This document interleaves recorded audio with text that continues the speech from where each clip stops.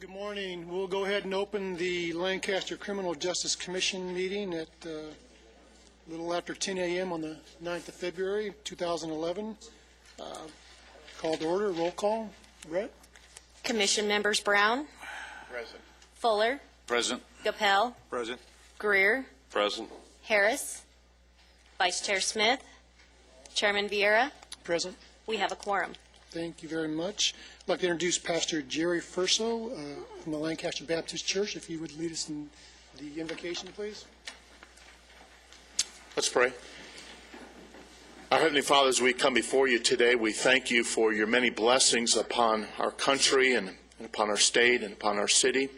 But we're thankful for Lancaster, and Lord, it's a great place to raise our families in. And Lord, we do pray that you would bless those that make decisions to make this a better place. And Father, we thank you for our law enforcement. We thank you, Lord, for their families. Lord, we pray that you would have your hand upon them and keep them safe as they serve throughout this community. And Lord, I pray that you'd bless this meeting. I pray that you'd give these men and ladies wisdom as they make decisions, Lord, to make this a safer place to live and to raise our families. We thank you for your blessings. We continue to ask you, Lord, to have your favor upon our city, and we'll thank you and praise you for it. And we ask this in Jesus' precious and holy name. Amen. Thank you. If you could please stand as you are and join me in saluting our flag. Ready? And begin. I pledge allegiance to the flag of the United States of America and to the republic for which it stands, one nation, under God, indivisible, with liberty and justice for all. Thank you. Did you know the DA says you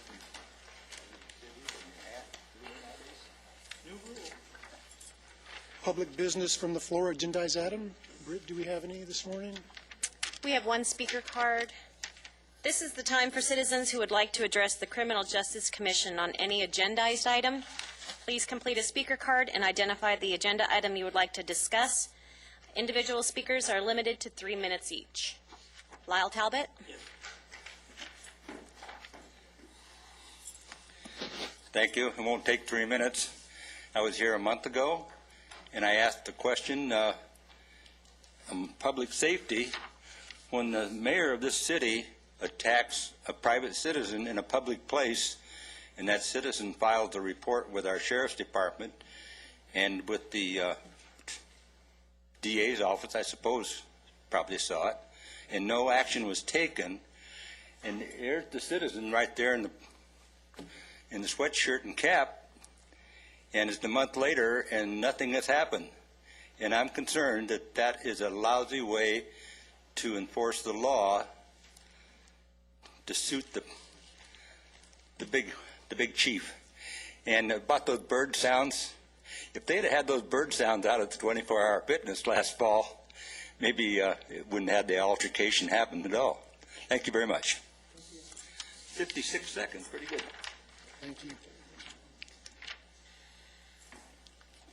Consent calendar. I have a motion on the calendar. I move that we approve the minutes of the January 12th Criminal Justice Commission meeting. Any discussion? Hearing none, call for the vote.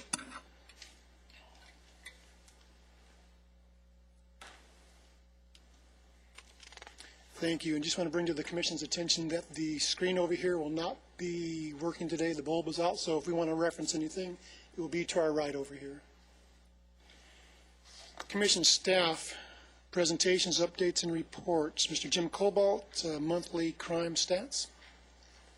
Thank you, Chairman Veer.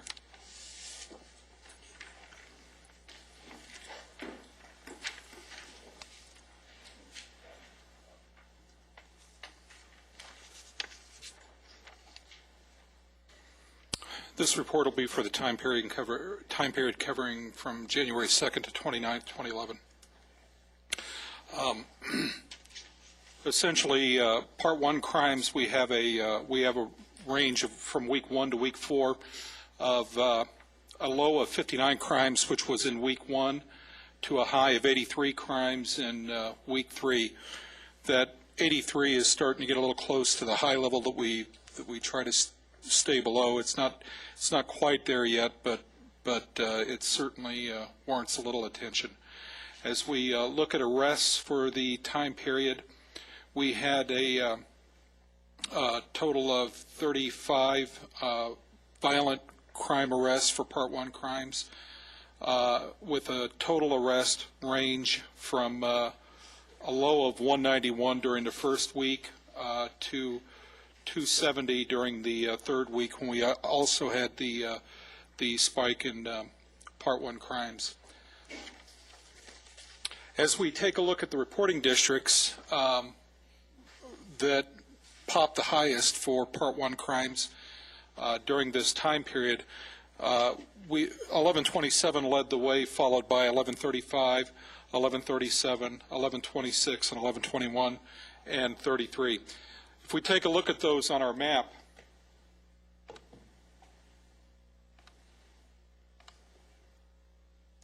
we zoom in. 1127 is this area inside the blue here.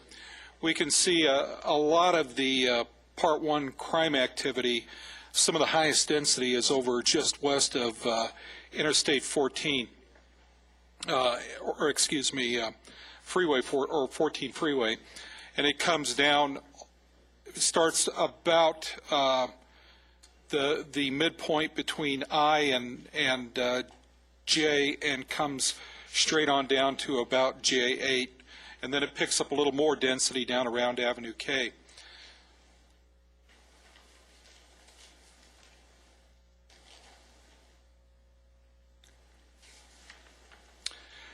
The second area for Part 1 crimes was 1135, and that's the area up here outlined in blue. One of the things that we can see with that is this was an area that we had a fairly high density of residential burglaries during this time, and that was primarily confined between Avenue I and Avenue K, or excuse me, Avenue J, from 20th East over to Challenger Way. Now, one of the things that I've been looking at with some of our data is trying to explain some of the activity along the major thoroughfares, J, K, and things like that, where we pick up some of these higher density clusters of larcenies and robberies and things like that. And I just did an overlay. Last year, unrelated to this, I did an overlay of locations that have our liquor licenses. When I turn that, we can see, for example, down here along Avenue J,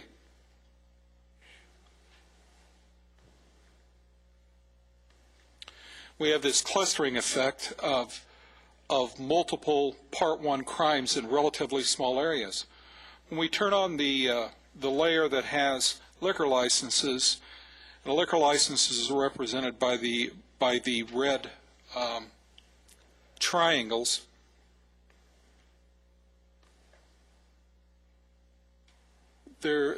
Before long, you start to see a pretty close association with that, particularly as you follow it on down J. This is replicated up on Avenue I and down on Avenue K. So one of the things that I'm looking at right now is what the actual proximity is to these liquor licenses or establishments with liquor licenses and these clusters of Part 1 crimes that tend to drive or at least seem to be higher in density than perhaps something that happens in the middle of the neighborhood, kind of on its own and by itself.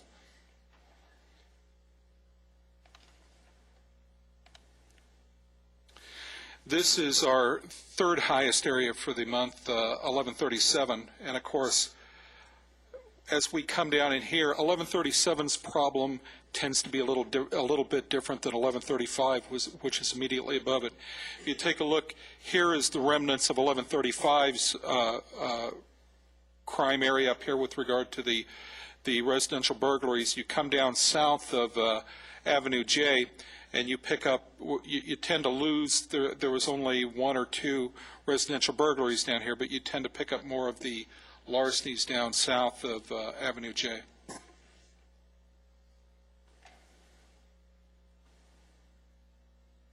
This takes it over to 1126, which is next on our list.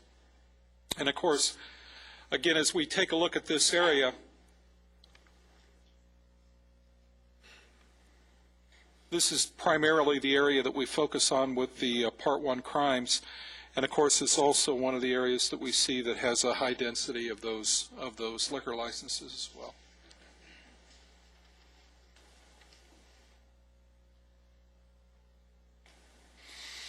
This is 1121, the next to last area, and you can see in 1121 a large amount of our crimes were along Avenue I and along 10th Street West. And of course, again, as you get down here into the clustering of these Part 1 crimes, again, we also have a clustering of the liquor licenses as well.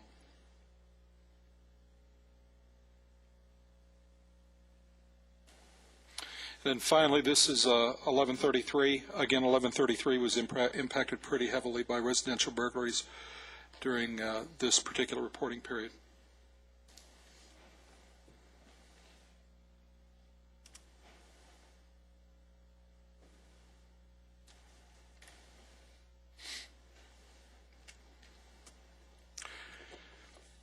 Excuse me, the residential burglaries by reporting district and frequency, 1135, as we pointed out before, led the way, followed by 1133 with 8, 1126, 32, and 37, all tied with 4, followed by 1127 with 3. And then we go to the larcenies involving vehicles again. Our reporting district and frequencies, 1127 had 7, 1137 and 92 had 5, and 1121 had 3. As we look at the vehicle most often victimized, again, the highest 3 or 4 were Toyota with 6, Honda dropped down and had 4, followed by Ford and Chevrolet, and then the others dropped down into the 2s and 1s.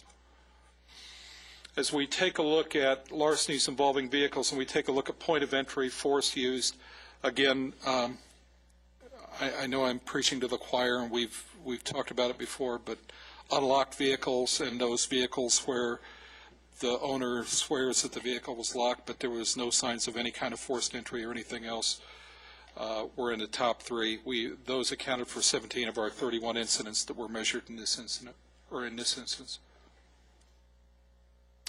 Some of the items that they most often went after included driver's licenses, cash, small electronics, purses, and credit cards. The locations where vehicles were targeted, you can see pretty overwhelmingly there were residential driveways. Again, we can't stress enough that if you park your car in your driveway and you leave it unlocked, it's no safer there than it is anywhere else. Jim, I have one question. You talk about the items most frequently taken, purses, driver's license, cell phones, small items like that. If a purse is stolen and all those items typically are inside, how does that count on your list? Do you still itemize the purse stolen, driver's license? Yes. Okay. Yes, so that pretty much accounts for why we see the prevalence of those things that people commonly carry in their purse. Excuse me, purses seem to be this month a little more frequent in targeting than they had been in previous months. Maybe that's because folks, have been running around after Christmas doing different things and actually leaving them in view in the car. But when you couple that with the fact, or with the other issue that we're seeing, and that is the cars aren't locked, then obviously you have the makings there of a little bit of an issue. If we take a look at our 52-week trends, we want to take a look at what's trending up, what's flat, and what's trending down. Now, this is a little bit different way of looking at the data than what we normally look at when we compare this time last year to last time last year. When we compare those, we're looking at the difference to that point in the year. What this does is it looks back through each of the 52 weeks and tells us what our trend is doing with regard to that. As we take a look at things that are trending up, we can see burglary has an upward trend at this point. You can see that illustrated in the green line that's sloping upwards from left to right. We're still well below our we're about, on average, 10 burglaries below our what is established as our baseline. However, again, you can see that the slope is going up. We're getting a little bit closer to our baseline in larcenies. Larcenies are the next thing that are trending up. And the thing that's a little bit worrisome about this, and the next category that's trending up, is these are the high volume crimes that tend to drive your crime rate. In other words, these are the ones that have the high volume of activity. We tend to not produce as many violent crimes. So when we spike as a result of these crimes. We can see Grand Theft Auto also has the upward slope as we look back over the past 52 weeks. Homicide remains flat in Lancaster, as does assault, and rape is trending downward, as is robbery, as is arson. If you take a look at your maps that are in front of you, the map that's marked with the Part 1 crime events, you can see how over the reporting period the crimes laid out across the city, and then you can also see the density of Part 1 crime frequencies by reporting district as illustrated in the green through red shading that make up the reporting districts. If you look at the next map that has the spatial trend analysis on it, you can see how we measured during this reporting period compared to the previous 4 weeks. You can see in the green areas there where Part 1 crimes tended to be reduced, and in the red and progressively redder areas where crime tended to elevate spatially in the city. And then the last map that you were given is the forecast for the month of February with regard to Part 1s as they relate to the reporting districts in the city.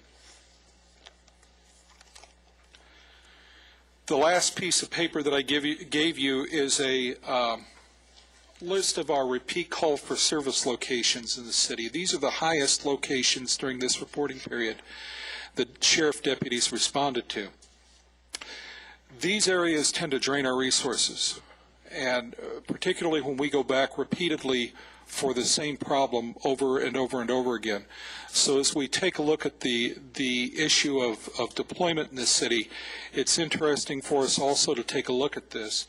Obviously the hospital leads the list, as it does every month, simply because of the number of cases that walk through the front door on them. But some of the other places on here, for example, we have a variety of mobile home parks and apartment complexes that are on here that particularly are of interest, and perhaps places that we should start looking for solutions to the chronic problems that are driving the repeated call back over and over and over again. For example, we see with the Hacienda Mobile Home Park there we had 31 calls for service over the course of this 4-week reporting period. That's more than one call for service per day to that location.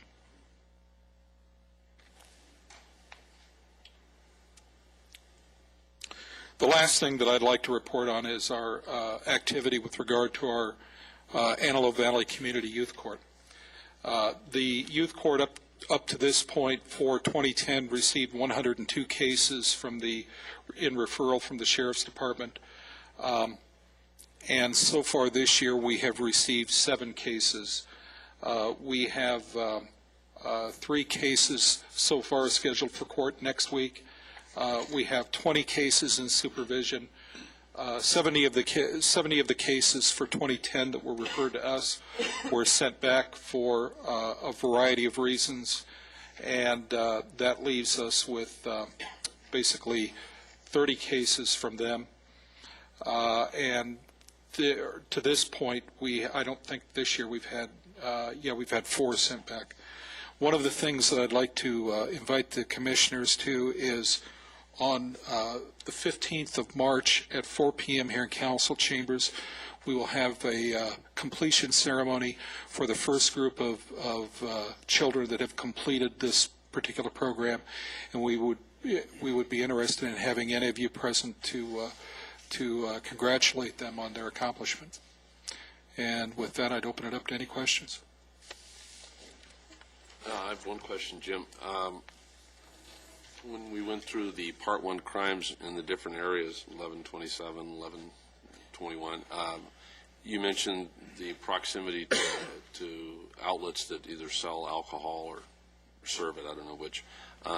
Well, they're just basically what this map did was we mapped anything that that has a liquor license for either sales or serving in the city, and that's what we mapped with that particular layer. Okay, and so what I'm trying to understand is there anything in the reporting of the crimes, either in people that are apprehended or the scene of the crime, that leads anybody to believe that alcohol is playing some kind of significant role in this?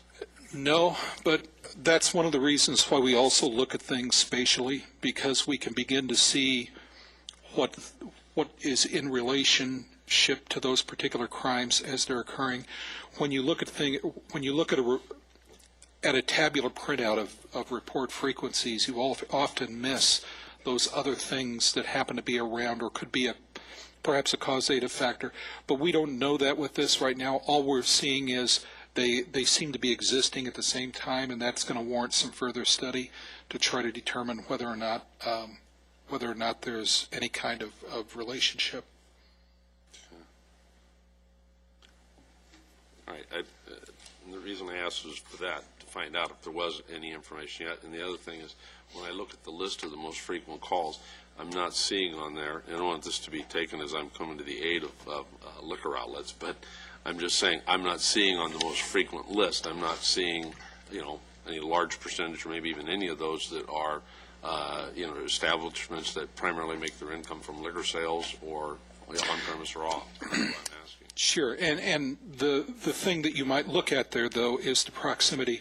For example, some of the intersections that you have there, the proximity and clustering of the licenses, in addition to, in other words, with those intersections, we don't know necessarily the relationship, but we can see as you look at it that they do happen to be in the location where those clusters happen. For example, you've got, let's see if I can find it here. For example, you've got 10th and K. Let's take a look at 10th and K on the map.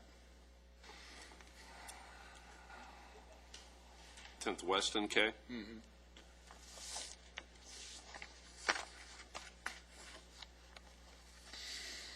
This is the area of 10th West and K right here. And you can see the density of liquor licenses in that particular area as well.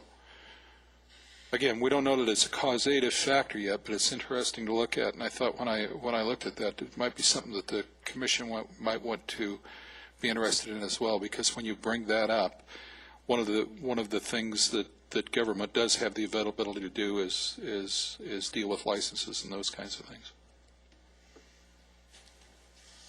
Thank you. Jim, I have a question. On the repeat call locations, you have 1154 West Avenue L8 21. Yes. Can you tell me what's going on there? Well, from the data, it looked like these were 911 hang-up calls from the location. I can't really tell you anything else other than that we made multiple calls to that location, and as indicated on here, they were 911 hang-ups. So one can theorize that they probably were having problems with their telephone lines. I think what's important to note is the reason we look at those, and we look at those as a committee every month based on our chronic nuisance ordinance. For example, the trailer parks, like if you have a large trailer park, for example, like Friendly Village, that's 350 mobile units inside that park. So, that obviously it's going to be based on looking at the relative size of that address in comparison to those calls for service and what they are. Again, when something comes up and it's identified by the Sheriff's Department, it's actually statted as a chronic nuisance based on the calls that are going there, or the deputies identify that. Then it's looked at by a committee here of the Sheriff's Department members here from the city and make a determination what action we're going to do to deal with that. Have you made any determinations on this property? Not yet, sir, no. Jim? Oh, go ahead. Sorry, one more thing. Can you show us Avenue I, the corridor, say 15th Street West to 10th Street West, as far as the liquor locations?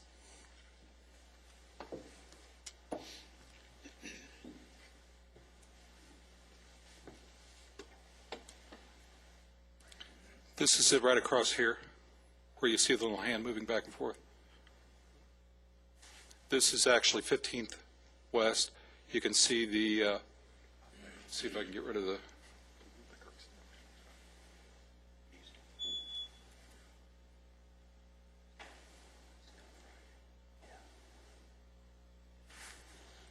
Can you do an overlay of the crime in the area?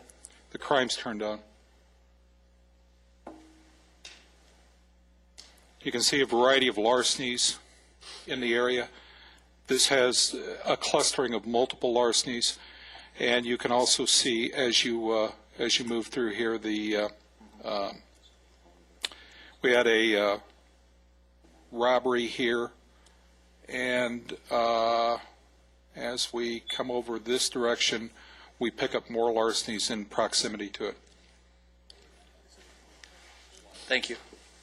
No, this is I here. You wanted to... Jim, would we be able to identify where the parolees live, put it within the computer, and compare it where our crimes are occurring? We don't presently get a printout of locations of where the parolees live. One of the ways we are looking at that right now, though, is recently one of the folks that we work with over at the Sheriff's Department shared with us how to extract that information from their database. And what I'm looking at right now is the number of parolees or probationers. They have a specific stat code for that. And what I'm looking at is the number of probationers and parolees that are arrested over there, both for new charges and then that are just revoked. One of the things that we saw for both December and January is that number is right around in the mid-20s. Now, bear in mind that the Lancaster station books on average between 1,000 and 1,200 persons per month. So I'm not sure that that's going to be a real big driving force. That doesn't mean that these people aren't folks that we shouldn't be keeping an eye on. But when we start looking at what's driving the crime rate, when you're dealing with a number that small relative to the number of people that they arrest, I've got to take a look at that. Right now, I only have 2 months worth of data to work with, and as I was preparing for this, that I kind of put that on hold. So what I want to do is I'm going to go back and look at an entire year or two's worth of data, so that I can compare that against what we have in our database and try to make some kind of determination there. The reason I ask is I met with like a gang supervisor manager for LAPD, and they track that information, and it has been very valuable for them. And it would seem to me, I don't know how difficult it would be for us to do it, and maybe we don't track all parolees, but maybe a certain segment of parolees, and then put that into a computer and overlay it with our crime and see if there's any correlation. What we have now is, we've just been introduced to it through the Sheriff's Department, is just updated that system. They've come up with an overlay database that they have. They can actually identify it. When you pinpoint it on an address for the parolee, it brings up a photograph, it brings up a historical tie, who associates are, and those things in the area. It's something that's been implemented now at the station to certain parts of the station, certain items, and again, it's not web accessible as of yet. There's some issues related to that with the CDCR in them. However, we have, once again, I was going to do this in my public safety update, but we have started up again our monthly, bi-monthly meeting with parole that we used to have several years ago, where we bring community members in, everyone's representatives from the different law enforcement agencies, probation, everything, into a room, sit at a table, and discuss issues as it relates to parole and other crime issues here in the community. And We've had that agreement. We had the supervising people from Region 3, from CDCR, in the meeting, and that's something that's going to be ongoing from this point. We've all agreed to do that, to at least meet every other month and have these discussions. And then, again, we do have access to leads and things through parole. So the Sheriff's Department continually works that aspect of it, as well as the conversion of one of our task force teams to a parolee apprehension team. And I'm sure we can bring back to you some statistics on just that team's operation for 2010. I think might be helpful to know how many home visits they made, how many arrests, new charges, as well as for violations of parole. Lee, do you think it would be helpful if we were able to identify where they're living and overlay that into our crime map and see if there is correlation? Yes. Is that something we can look at? We are doing that right now. Actually, we're experimenting with it a little bit. Let's say we work on a suspect description, okay, based on a robbery or something that's occurred in the area, and then obviously it gives us another avenue to look potential matching information.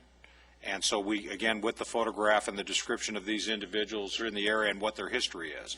So again, if we can identify that we have someone who has a past history of robberies, for example, or armed robberies, or a certain type of method of operation that they involve into that crime, we can tie that to that location. It gives us an avenue to go and work that information. So it is helpful that way. It's pretty impressive to see how this system has come together and the information that's available in it. Now it's just a matter of getting it more accessible out to the different entities that would utilize it.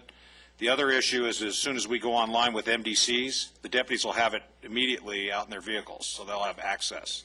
So it's going to be very helpful. Thank you.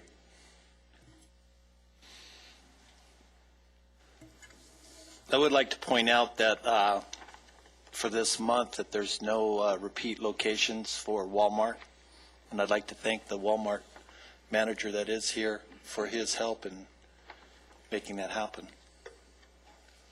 Thank you. Thank you. Other questions, comments? I guess just wanted to follow up on Mr. Parris's question about the concentration and where these parolees may be. And you say this system the Sheriff's Department has is being worked on and further refined. I'd be really interested to see, because an area that's of interest to me is Sierra Highway between, let's say, Avenue K and Avenue M.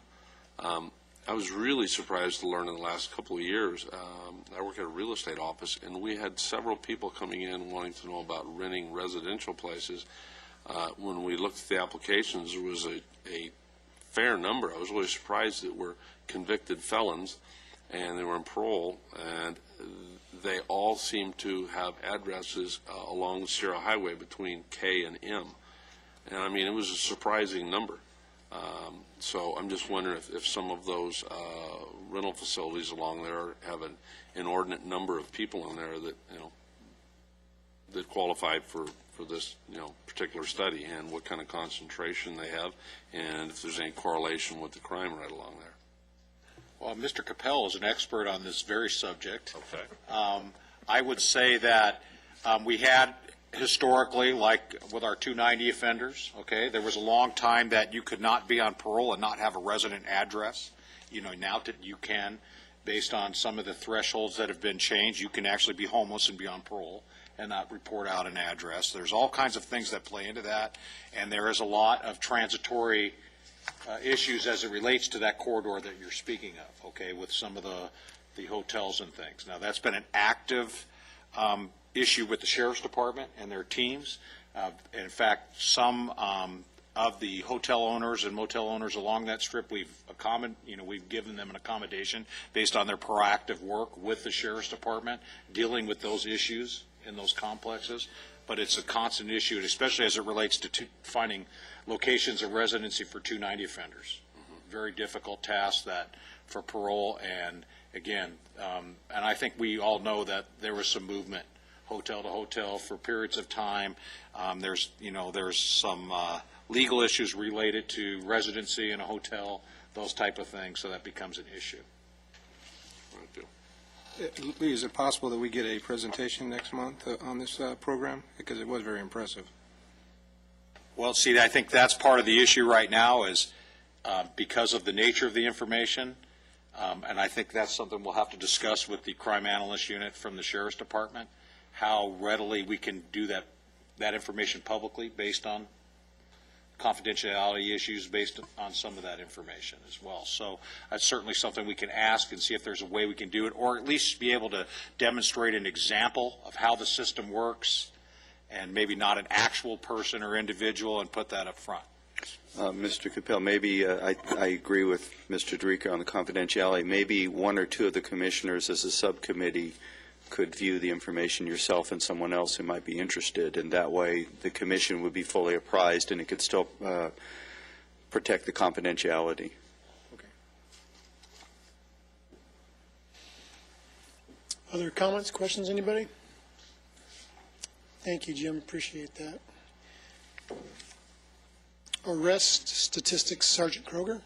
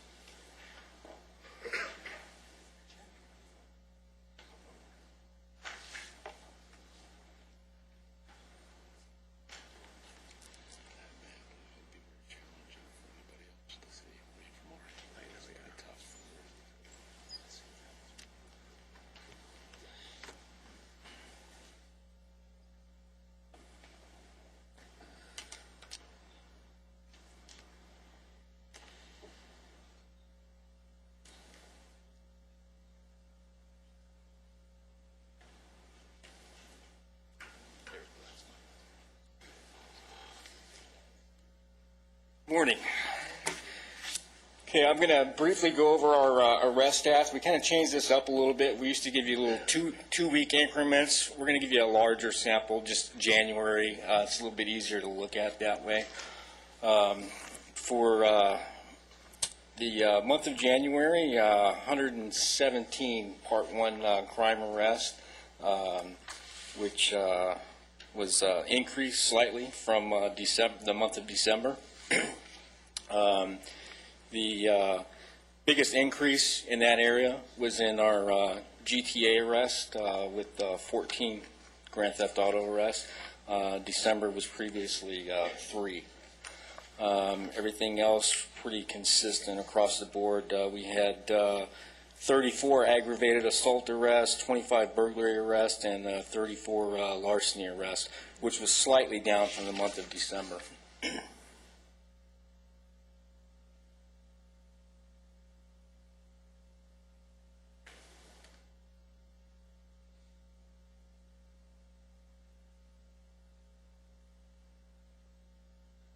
And we'll look at our Part 2 arrest, and we actually had a pretty significant decrease in our Part 2 arrest from the month of December. We're down about 126 arrests.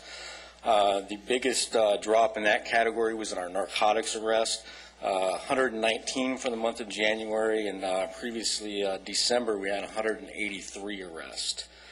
So that was our most significant drop. Everything else is pretty consistent all the way down.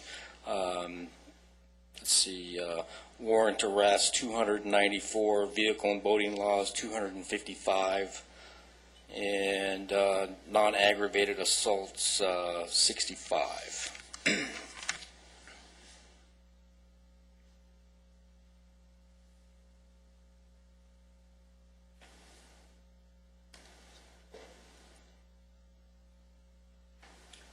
And this shows a comparison with Lancaster Station to some of the other stations in the county, and it appears that we're did pretty well for the month of January compared to the other stations. Palmdale had slightly more Part 1 arrests than Lancaster, and Century had slightly more Part 2 arrests than Lancaster. But other than that, we were one of the top stations in the county.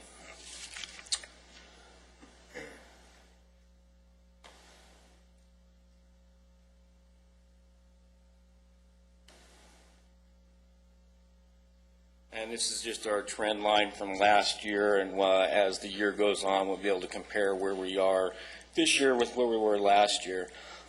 Just a couple of points I wanted to make. Jim had pointed out we had a spike in the GTAs. That's also reflected in our arrest stats. We had the increase to 14 arrests for GTA from 3 the previous month.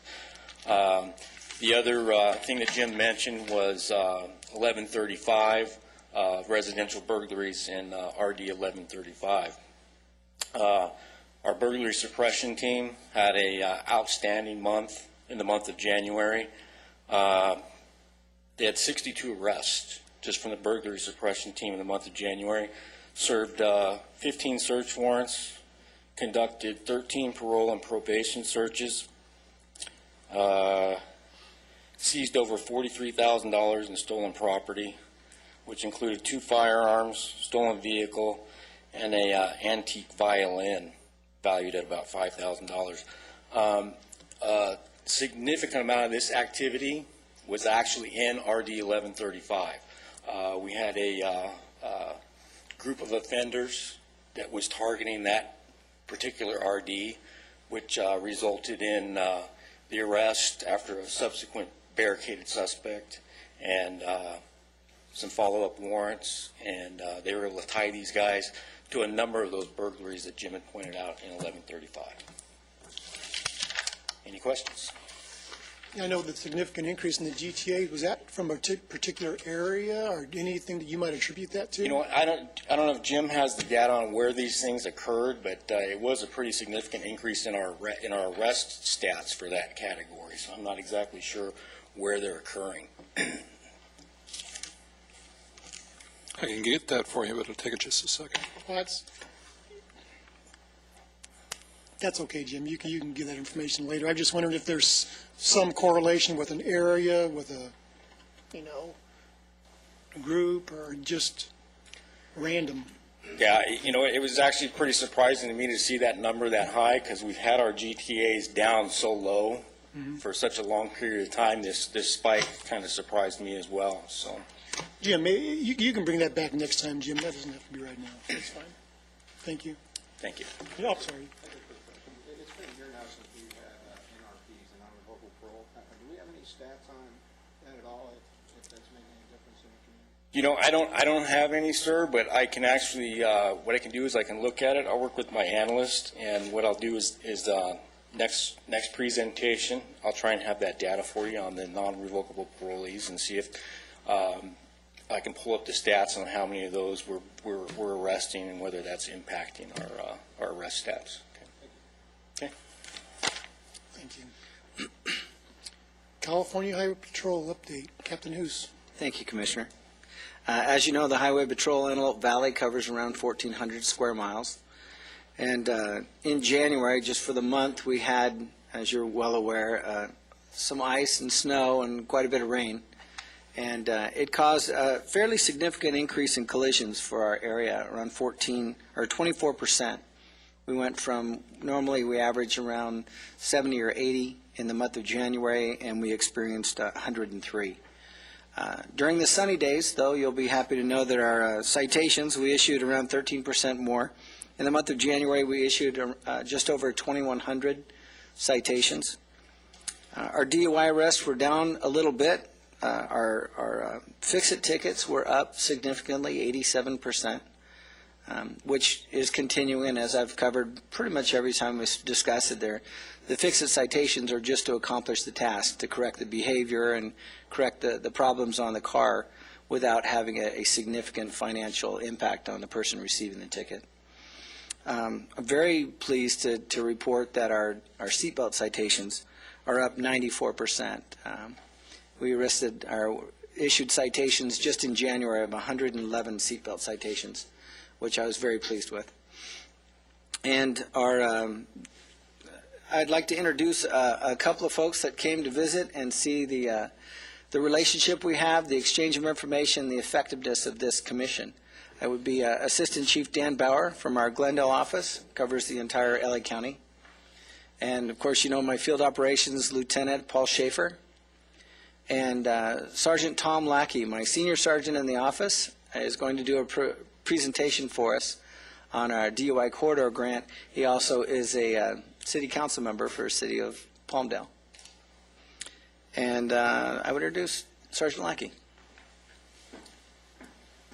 I'd like to extend a warm welcome to Tom Lackey as well, as we know, a longtime resident here of the Antelope Valley and active community member. And I think prior to the city council also was a board member with the Palmdale School District. Were you not, Tom? Or, That's correct. Welcome. Good to have you here. Thank you. It certainly is a great privilege for me to be here this morning. Let me begin real quickly just by thanking everybody that's here for being active in making Antelope Valley a safer place for all of us. It's a unique organization that you guys have put together, and you're to be commended for volunteering your time and showing more than just an interest, a passive interest. So I'd like to thank you personally as a resident for your activities here and for what you're doing. The reason why I'm here is to share with you a program that is being sponsored by the state of California, and actually through the grant process. As a result of the analysis, and when I say we as an agency, the California Highway Patrol, applied for funding to take a look at how we might further be able to have a greater impact on the problem of impaired driving on the 14 freeway. A number of people, I'm sure, I don't know have the number, but there was a fair amount of competition. People, as with all grants, applied for the opportunity. There was only 2 grants for this DUI safety corridor that were granted statewide, and we were one of the awardees of this grant. And essentially,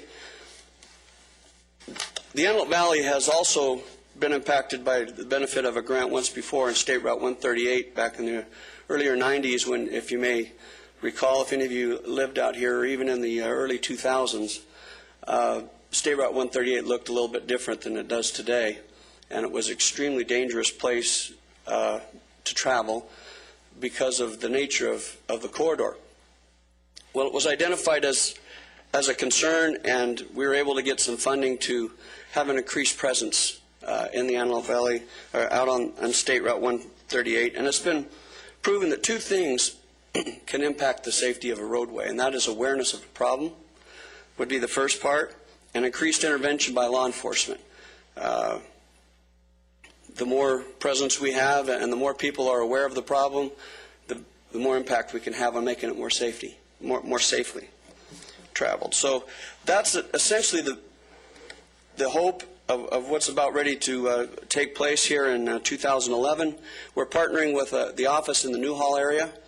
They have a little higher number of officers assigned to their office. They have basically about double what we have here in the Antelope Valley. But they also have the Interstate 5 to deal with down there. So we'll be partnering with them. We have been awarded 2,286 officer hours. And essentially what's going to happen is we're going to target our public based on the highest incidence of DUI, which would be later in the evening, probably around 9 to 3 a.m., 9 p.m. to 3 a.m. in the morning. And also we're going to work it primarily on the weekends and also Wednesday evenings. So we have kind of a surprise attack. And these officers are going to make their contacts based on observed violations. Now, DUI, everybody primarily associates with alcohol, which is probably the greatest precedence and the greatest presence that we have in this particular problem. But there's a growing problem culturally in that we have a lot of people who are taking medication for a number of conditions, and they're operating their motor vehicle with prescribed medications when they shouldn't be. They're in no condition to safely operate their motor vehicle and to react appropriately to conditions of the roadway. And quite frankly, they're a danger to everybody, including themselves. And so we'll also have an increased opportunity to evaluate some of those people. We look for not just alcohol impairment, but any kind of impairment, period. And our officers will be aggressively enforcing speed laws, any kind of law that we've been taxed to do. And that opens the door for them to evaluate the sobriety of those people and take the appropriate enforcement action. And so we feel that we're going to be able to have a great impact, and one of the reasons why we've come here is to ask for you to be a louder voice so that you can partner with us and have a greater impact in creating the awareness that we're going to be out there 3 times a week in the targeted hours to try to make our roadways safer, and that if people know we're out there, maybe they'll hesitate. Because, quite frankly, I don't know if you know the laws of when we catch these people being impaired. They're pretty strict, and there is a punitive process that they'll be facing. And I don't think anybody in this environment at any time, but especially in this environment where economics seems to be a challenge for most people, it's quite a burden. And so we're hoping that that will have an impact on making our roadways safer. And I have the privilege of being out here in the Antelope Valley since 1996. Actually, I grew up as a young man in Boron, and we think we're a part of the Antelope Valley out there. But this place has really changed over the decades, and we are really blessed to have people in this valley that still really care. Even though we have large numbers of people, crime is a concern, and I'm telling you, violent crime on the roadways sometimes gets overlooked. But I have to tell you that it is a very serious problem, and it impacts our community. And so we're really trying to do our part as an agency. Most of our people, unlike some of the offices, especially in the Los Angeles County, our people live here. And so they have a vested interest in making our roadways as safe as possible. And I know the deputy sheriffs have that same privilege. And so I think that's the benefit that we all benefit from here in the Antelope Valley, is our people, our law enforcement people, are truly committed in making this as safe a place as it can be. And I can tell you we have highly motivated officers. And so they're going to be out there working even more so because they're going to be paid to be out there. And I'd be willing to entertain any questions if anybody has any questions about this grant. I have some promotional materials that we'll leave here with the city, and I have a little promotional poster for each of the people in the commission. Any questions? Questions? Well, we sure thank you for presenting this information, and I can assure you have the support of this commission. Thank you. Mr. Lackey, on behalf of the Lancaster City Council, I'd like to thank you for coming, and I'd like to thank you for what you do in law enforcement and protecting the entire Antelope Valley. Thank you. Thank you.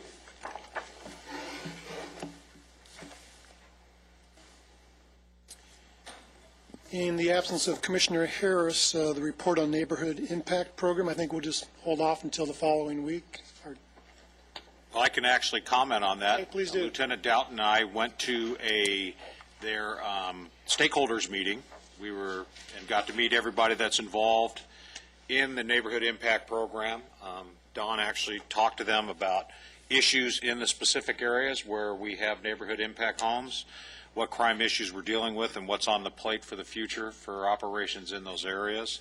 And then specifically for the Trend neighborhood, I'm working with folks from that area right now, and we're developing we're going to have like a zone meeting there for the entire Trend neighborhood, and then break that out into smaller neighborhood watch groups involving a survey of specific needs that people identify they need there and what services we can bring there. And I'll just add to that, I know from the school side of the house, I know that Commissioner Harris has also been working within that Trend home in that neighborhood, having after-school tutoring for elementary, middle school, and high school students as well. So, add to that. Great program, really motivated group of people, and doing really good things out there. We're seeing the change in those communities, parts of the community. Thank you. Lee, do you just want us to continue with the Business Watch and Public Safety update? Yes, I've already went ahead and please check for the subcommittee for the Business Watch subcommittee for Tuesday, February 22nd at 2 o'clock in the afternoon for our meeting with the folks from Lowe's Loss Prevention Manager, Regional Manager, and the store managers have an actually administrative meeting on that date that they've invited us to have that discussion and to look at their operation. And then they actually want to discuss with us some issues that they're having and see what we can do to assist them as well. So if that works out for everyone, that's tentatively what I planned with them. If it doesn't, then we'll work something else out. And again, that's on the 22nd, 2 o'clock where? At Lowe's. Lowe's, okay. Yes, sir. Lowe's on Avenue K. Okay, then lastly, in our updates, we had, thank you, Dr. Vieira, for allowing us to use Lancaster High School. We had our Area 1 meeting. We're going to have an Area 2 meeting, which we're trying to put together right now, and probably be at Antelope Valley High School if we could schedule that. We're trying to get a date. But in the Area 1 meeting, we had the Corps deputies there, as well as Mr. Capel came and talked on behalf of parole. Janice Jones was kind enough and discussed issues with probation. Sergeant Randy Harris from LANCAP talked about LANCAP's role in our community-based program, and we met and invited all the block captains and area people from that region that's in one quadrant of the city. And we talked about introducing CERT into the neighborhood programs, talked about how we want to, our goal is to have a representative in every neighborhood be CERT certified, and there's a lot of interest in that as well. And Jim did a whole crime presentation based on reporting district and then broke it down into the zones within that area. So, and it was an eye-opener for folks in the neighborhood, and shared some information. And then we've gotten all those folks now signed up on our Yahoo group site. So our emails are going up to about 150 a day based on questions or issues there, which is great. There's great participation and there's interaction between those groups in the neighborhood. And some of those things they've resulted in arrests of suspects involved in like graffiti, or some people that were doing some door-to-door misrepresentations and scams, things like that that have already occurred just from that time and involving those people in those groups. So that's an ongoing, growing issue. Actually, the girls are taking kind of a little bit of a break right now because Marlene and Megan have worked every night for about 4 weeks. So, and flexing our schedules around and all on top of all the other things that they do. So we're going to continue to grow that again, and pushing more on our Business Watch side. Hopefully we'll be able to bring some more people in to give us a hand with that, and because we're getting spread a little thin on some of that stuff. Business Watch is really a focus for us this year, along with expansion of Neighborhood Watch. Then the other thing is, I will just say, is it's impressive to see what is going on with the Sheriff's Department, and just some insight. There were some strategies that were put in place by Sergeant Krager and Lieutenant Doughton and Captain Anderson last year on how they implemented their training program for the new deputies that came in, probably around June or July. I can tell you, based on what they did, the amount of observation arrests, proactive activity by those patrol deputies has increased significantly, with some really quality things being done. And so those strategies paid off well. And so we're reaping the benefit of that. We just got to keep moving forward and keep the pressure on. And I think statistically, I think everyone should be really proud about where things have gone over the last several years. Very good, and it appears we're seeing results as well. But any other comments, questions, commissioners? Yeah, I have one comment. You mentioned CERT training for your captains. I don't know if you're aware, but the next training has been announced beginning on February 25th, which is a Friday night. And it's going to be 7 consecutive Fridays at the LA County Fire Department Training Center, the Fire Station 129. And for anybody who's interested, it's AntelopeValleyCert.com. Gives you all the information, contacts, phone numbers, et cetera. So that's a great program. I'm glad to see that it's being implemented. You know, it's been a long time in the making, but it's nice when a plan works. Well, I think what it is creating the enthusiasm for the folks to get involved and really give them the realistic basis of what they're going to be facing in a disaster, and really the expectation of forest services to come to them. So people are going to be on their own for a certain period of time. And I think what it helps us too as a public entity is having people that have the ability to make those assessments for needs out in the community, so we can prioritize where we send resources after a major incident. But as much sense as that makes it, it doesn't happen on its own, and it takes some strong leadership, so I really appreciate it, and for following through. And initial phases are always the most difficult, but it's nice to see some momentum growing and the interest growing as well. Mr. Chairman, could I add something to that? This is Mark Posey. Sorry, David. I would like to echo what Commissioner Fuller said. This falls on Lee DeRico and a rather small public safety staff, and I think they've taken on a good undertaking and come up with a plan that will make it work. But this was no small undertaking on their part, so I echo that. Thank you very much. Quick question, is it free to the community? Yes, CERT training is free always, including all the materials that you receive, emergency backpack and other materials. Partly underwritten by the fire department, collaboration with the sheriff's department, but also with private donations. And it's open to everybody in the community? Everyone in the community. Okay, thank you.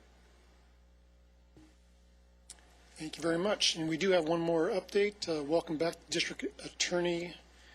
Deputy District Attorney Steve Franklin. Thank you. And you have an update? Just a few brief numbers.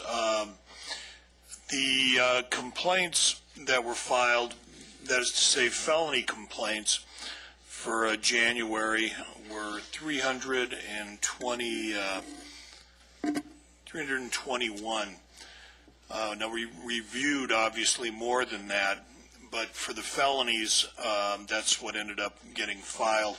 So to give you an idea of where we stand in relation to the rest of the county, Compton has significantly more cases filed. We're kind of on par with Norwalk and Pomona. So we're basically it's still a pretty good sized number. And as far as branch and area region 1, which includes San Fernando, Santa Monica, Pasadena, the Tri-Cities there, Torrance, we are the highest. And we file, as I think sheriffs know, we tend to be a little more on the aggressive side. And fortunately, with Lieutenant Doughton, we've been getting a lot of cooperation, and as such, we'll go after cases that sometimes we normally wouldn't. As far as misdemeanors, there's a lot filed. It's actually 880. And again, obviously we reviewed many more than that, but for January, we did file 880 misdemeanors. I really can't give you a comparison on that because many entities have their own city prosecutor, just like the city of Los Angeles has their own city attorney, and we handle the misdemeanors in AV.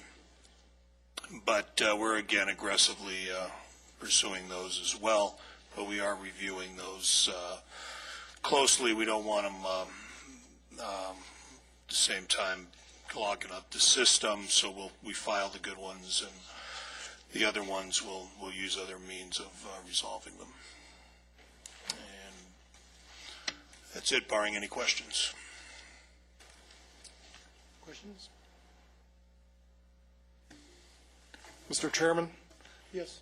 Yeah, I'd just like to add, I mean, the teamwork that, we've had with the DA's office, our investigators, our deputies, the highway patrol, I mean, this entire team, the people from the city, everything, has been the one thing that has driven down crime in this community. I mean, no one entity can be said, you're the one that's responsible. I mean, it's been a team effort. And I mean, the filing policy of the DA and their ability to go through and prosecute and actually have some consequence to going out and committing these crimes has been a good deterrent. I mean, and that's what's driving down, the crimes, as well as the enforcement efforts and everybody's efforts, the crime prevention, the community programs that we've been involved in. I mean, that's just, it's evident. And the DA has played such an important part, because without some type of consequence at the end of all this, then there's no deterrent.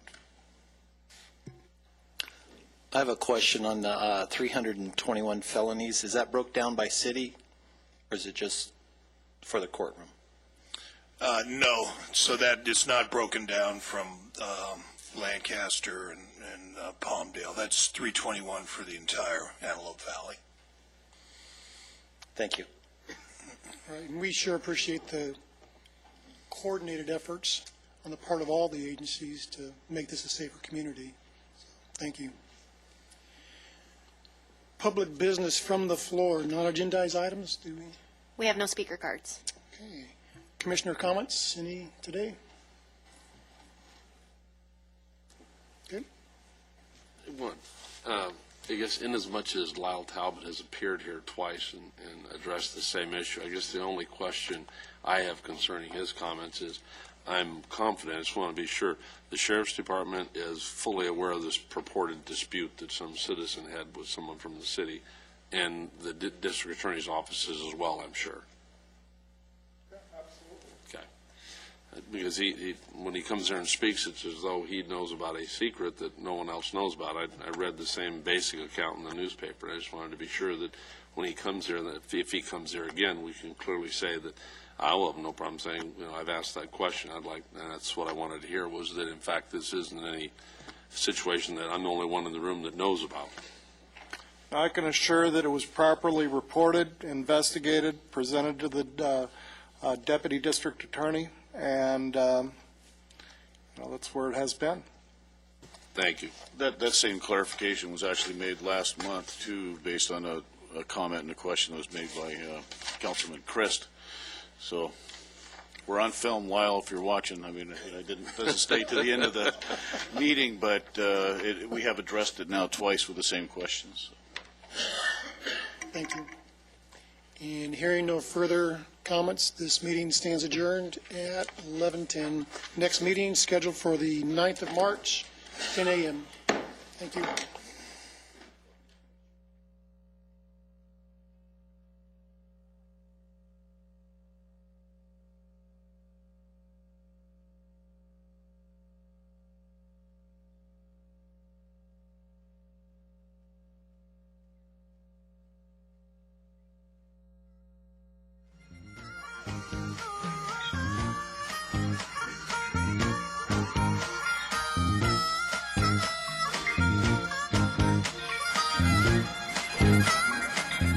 It was based on Earth Day, and that's how we started the celebration. And it became a way to celebrate the environment and doing the right things. And then finally somebody said, boy, look at the poppies here. We have this natural thing in our phenomena in our backyard, and nobody had really talked much about it. And so that became the genesis for this event.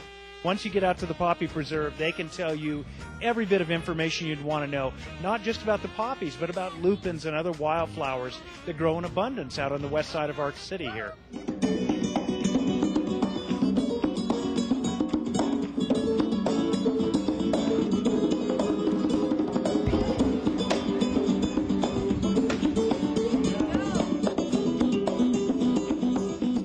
I think this event is just a great place to bring the family and have fun with the family. Good food, good entertainment, just a nice, relaxing day. Not that one size fits